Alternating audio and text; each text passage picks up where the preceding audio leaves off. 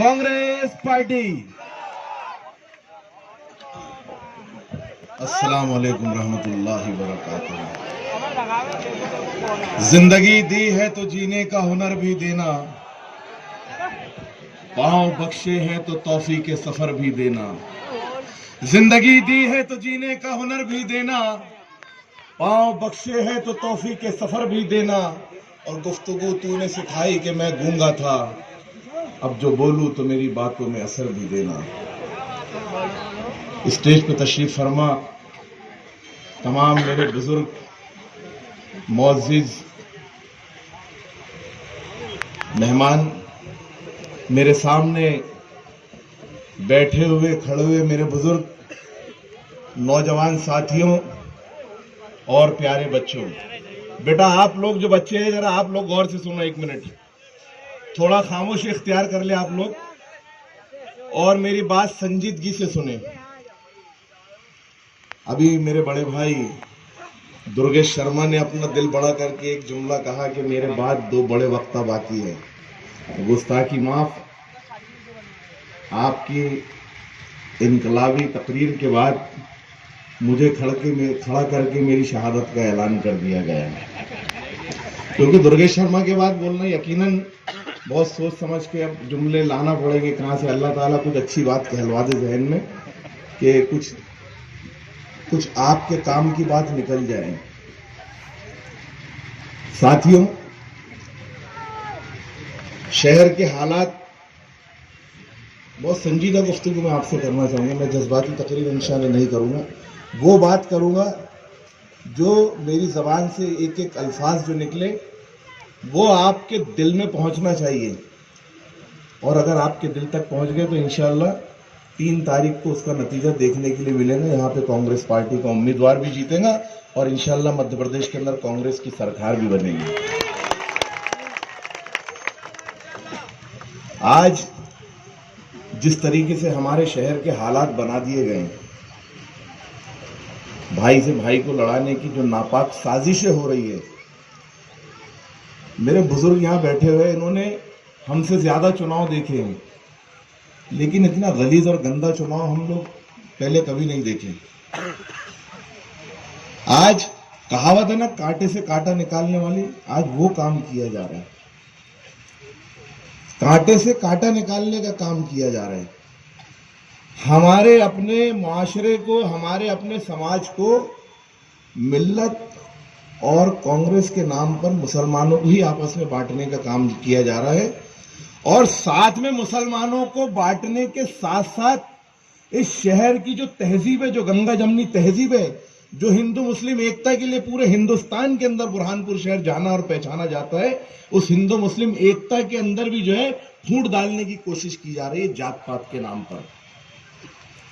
अभी दुर्गेश भाई ने बहुत तफसील से अपनी बात के अंदर कहा कि क्यों यहां पर चुनाव लड़ा गया और कैसे बीजेपी की ए टीम और बी टीम सामने आके, और सी टीम की भी जो बात उन्होंने जिक्र की बहुत, और उसका एक कप्तान, वो जिन लोगों को शहर में सीटी बजाते नहीं आते वो बंसी बजाने की कोशिश कर रहे थे शहर के अंदर। साथियों, एक ही बंसी अजय रघुवंशी, फरीद काजी बोलने में डरता नहीं है अल्हम्दुलिल्लाह, लेकिन क्या है, अब वो खुद ही खत्म हो रहा है तो उसका नाम ले लेके उसको जिंदा मत करो। ना बंसी बज रही है ना कोई धुन बज रही है, लेकिन नफरत की शहनाई बजाने की कोशिश की जा रही है शहर के अंदर। और इंशाअल्लाह हम ऐसा कोई भी राग या किसी को अलापने नहीं देंगे जो शहर के अंदर बंटवारा करे, बंटवारे की राजनीति करे। अभी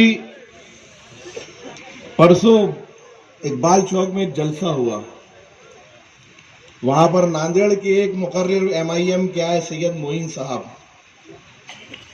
ऐसी बेहुदा तकरीर करके गए बुरहानपुर जैसे शहर के अंदर, और उन्होंने कहा कि बुरहानपुर को मॉडल बनाना चाहते हैं, हैदराबाद जैसा बनाना चाहते हैं। अबे बेवकूफ, यह दारुस सुरूर है, मदीनतुल औलिया है, इससे बेहतर मॉडल पूरे हिंदुस्तान में कहीं पर नहीं है।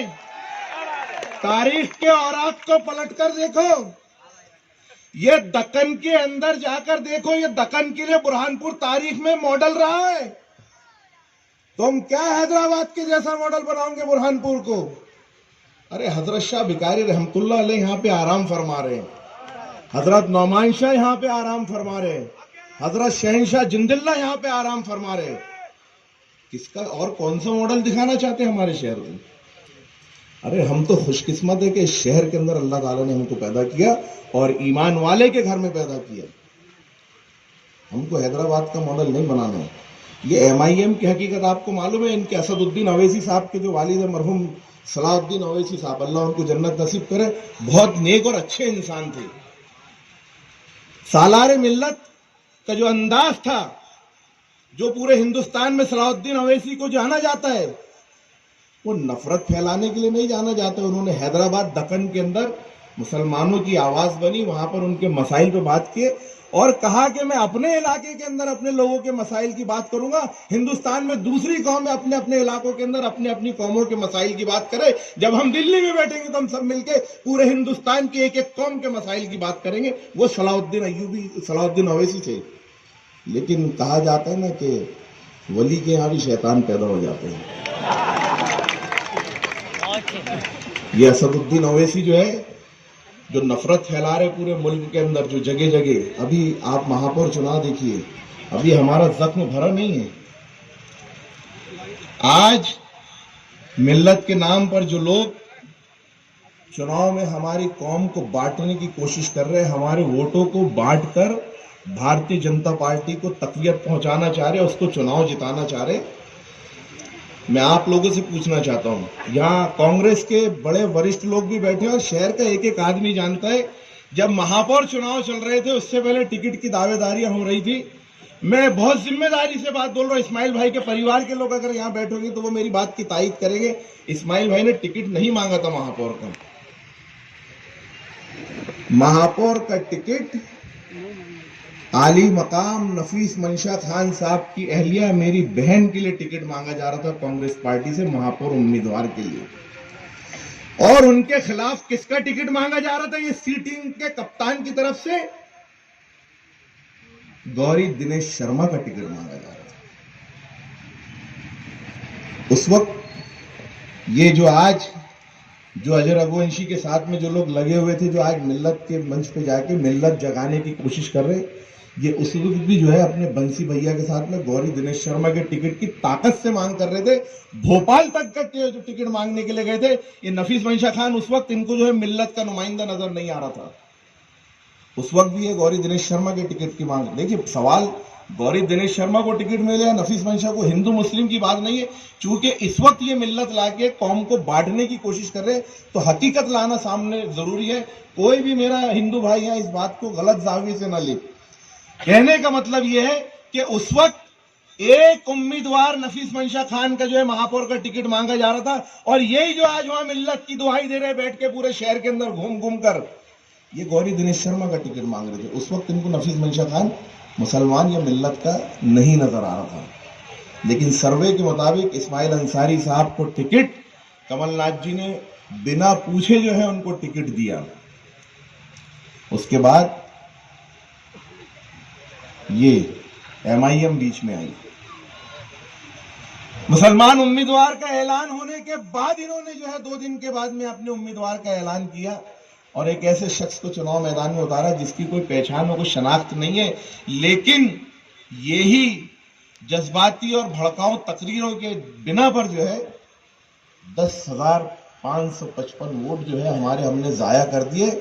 और इस शहर के अंदर एक जिम्मेदार, जिसको शहर का प्रथम नागरिक कहा जाता है, महापौर जैसे जिम्मेदार ओहदे पर हम अपनी नुमाइंदगी भेजने के अंदर जो है नाकाम हो गए। इसका खामियाजा हमको सिर्फ 1 साल नहीं, पूरे 5 साल तक के भुगतना है। और आज हमने टिकट मांगा अल्पसंख्यक के नाम पर, मैंने भी मांगा, आखिर तक मांगा।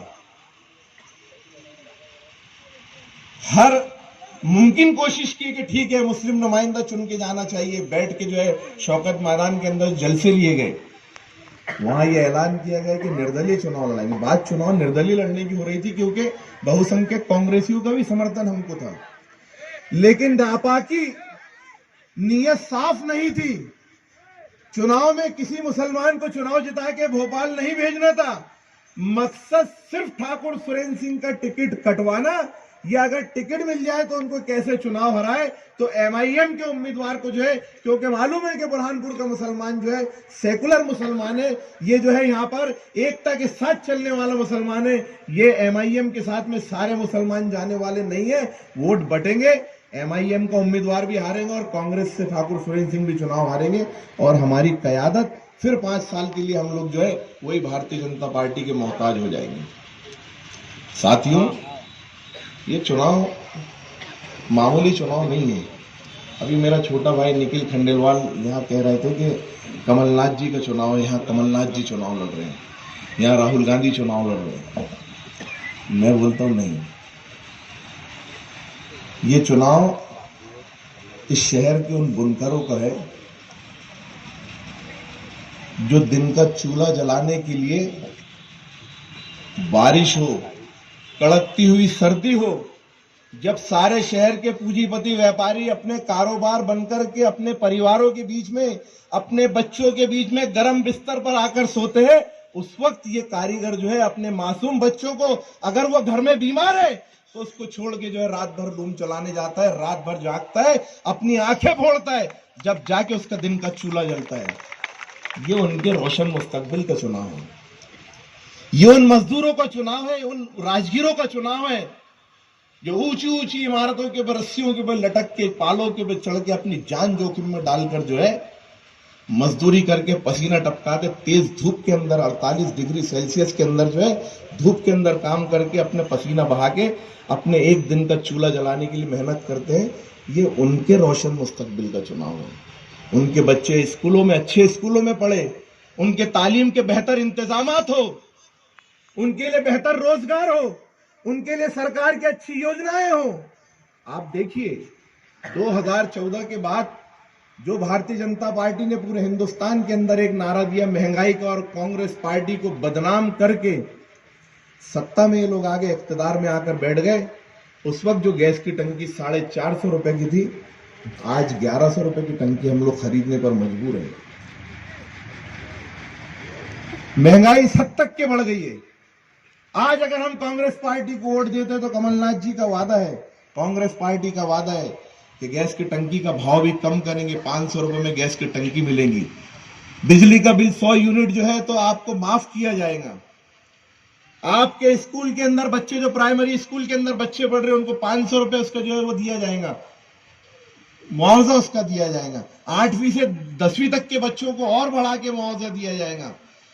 10वीं से 12वीं तक के बच्चों को, तो बच्चे पढ़ने वाले आपके, हमारे बच्चे स्कूलों के अंदर होंगे। आज ये भारतीय जनता पार्टी ने हमारी जो स्कॉलरशिप बंद करी है, उर्दू मीडियम के स्टूडेंट्स की, मुसलमानों की जो स्कॉलरशिप बंद की है, हमको इसको चालू कराना है। और ये हम एमआईएम को वोट देके चालू नहीं करा पाएंगे।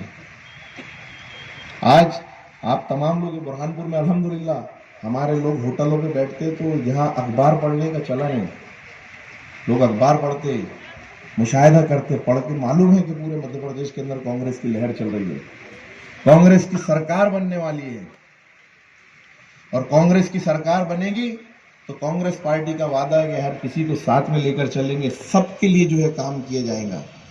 मुस्लिम तलबा और तालिबात के लिए जो है अच्छे से अच्छे उनके जो है ट्यूशन के इंतजामात किए जाएंगे, कोचिंग क्लासेस उनके बच्चों के लिए, आईएएस आईपीएस के लिए कोचिंग क्लासेस शुरू की जाएंगी। हमारे जो नए वकील है, जो वकील जो प्रैक्टिस करते हैं, जिनकी अदालतों के अंदर प्रैक्टिस अभी इतनी अच्छी नहीं है, जो बहुत कम पैसा कमाते हैं, उनको जो है तो स्टाइफंड के नाम पे उनकी मदद की जाएगी। ये सरकार की योजनाएं। और कमलनाथ जी ऐसा नहीं है कि जो उन्होंने कहा वो करके नहीं, इससे पहले 15 महीने की सरकार के अंदर उन्होंने वादा किया कि हम किसानों का कर्ज माफ करेंगे।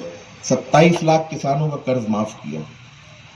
आज मौका है हमारे पास में, आज हमारे बच्चों के लिए हम क्या बेहतर सोच सकते हैं।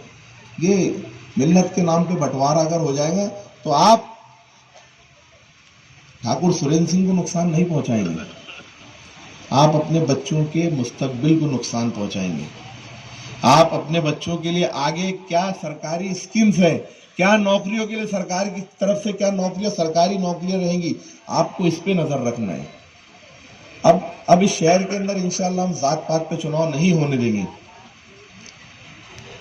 अब जो है काम के ऊपर बात होगी, क्या हमारे हक में बेहतर होगा उसके ऊपर बात होगी, और सरकार आने के बाद भी लड़ेंगे। अभी आप लोगों ने देखा होगा कि इससे पहले 19 तारीख को जब जन आक्रोश यात्रा बुरहानपुर आई, मैं कांग्रेस पार्टी के अंदर होने के बाद इकबाल चौक के अंदर मैंने भरी सभा के अंदर हंगामा खड़ा किया।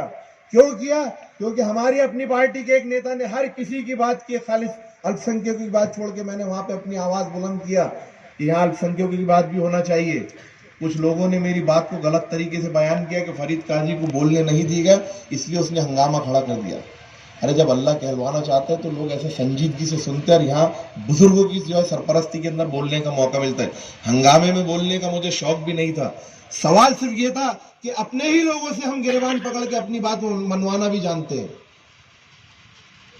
साथियों, बहुत समझदारी वाला चुनाव है, आपको बहुत संजीदगी से जो है फैसला करना है। ये अभी हमारे बीच में आएंगे मिल्लत के नाम पर, और इनके पास में ऐसे ऐसे ड्रामेबाज तकरीर करने वाले हैं, इतने ड्रामे करते हैं, लेकिन इनके नाटक, इनके ड्रामे सारा शहर समझ चुका।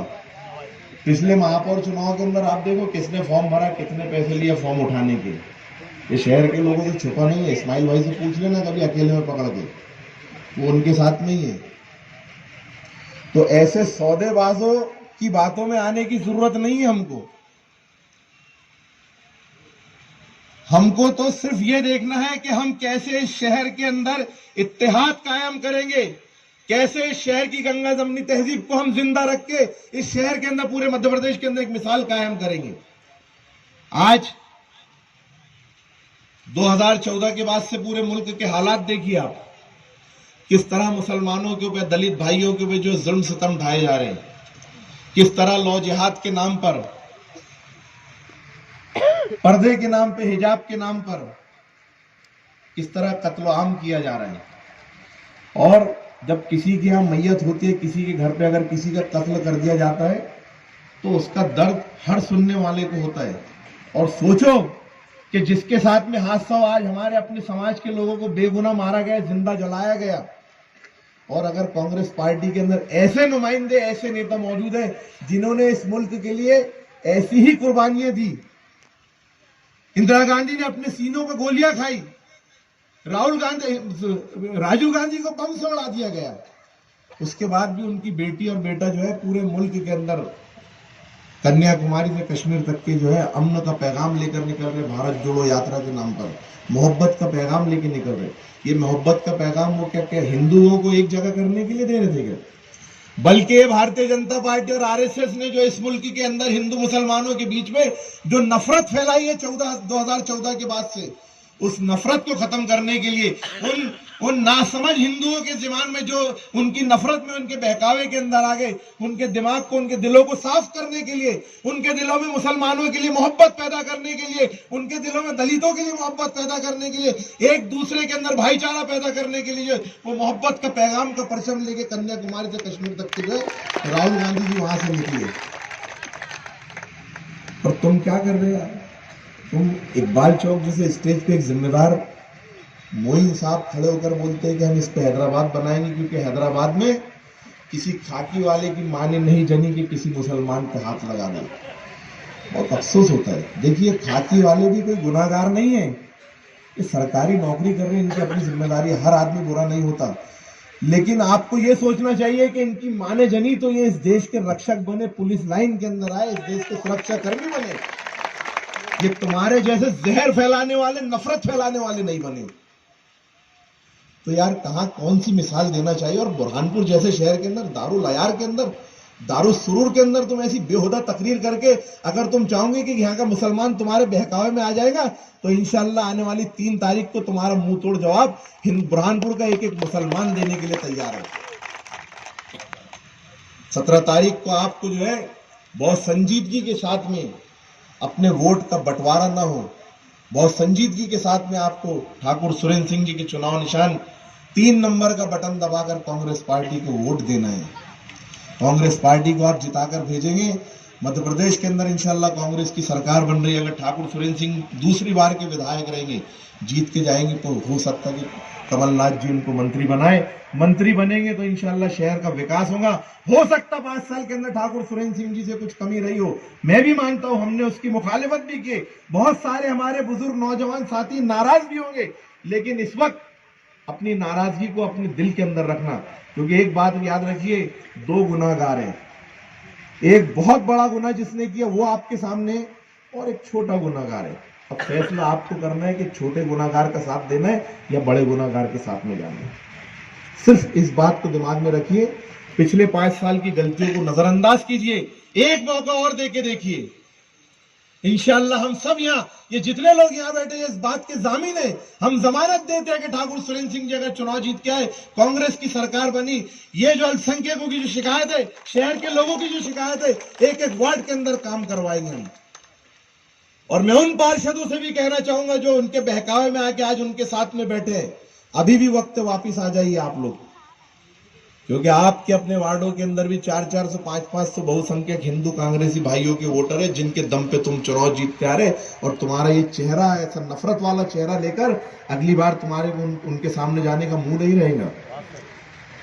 अपने वार्ड को देखो। आपको वार्ड की जनता ने MIM की वकालत करने के लिए चुनाव जिताकर नहीं भेजा था, आपको आपकी वार्ड की आवाम ने वार्ड के रुके हुए कामों के लिए भेजा था। और वार्ड के काम उस वक्त होंगे जब आपका विधायक होगा, विधायक निधि होगी, पैसा आएगा, तो आपके वार्डों के अंदर काम होगा। और अगर आज आप उनके खिलाफ काम करेंगे तो किस मुंह से आप काम करवाने के लिए आएंगे? हैदराबाद जाना काम करवाने के लिए।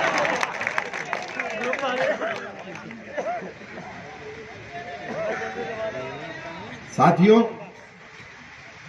कल भी मेरे से एक गलती हो गई थी, तकरीर करते करते वक्त का ध्यान नहीं रखा और गलती कर गया, क्योंकि मेरी भी ख्वाहिश और आप लोगों की भी ख्वाहिश है, जैसा दुर्गेश भाई ने कहा, आज यहाँ पे हम बड़े वक्ता नहीं है, पूरे हिंदुस्तान का वो 16 बया मुकर्रिर हमारे बीच में मौजूद है, जिनकी तकरीरें सुन के अभी हम जो है बोलना शुरू किया, अभी तो सीख रहे हम। न दिलदई न किसी आरजू का प्यासा है, सितम नसीब दुआए उदू का प्यासा है, खुदा के वास्ते मोहरे सुकूत तोड़ भी दे, तमाम शहर तेरी गुफ्तगू का प्यासा है। मैं गुजारिश करूंगा बड़े अदब व एहतराम के साथ जनाब मोइन अख्तर अंसारी साहब से कि आए अपने ख्यालात का इजहार फरमाएं।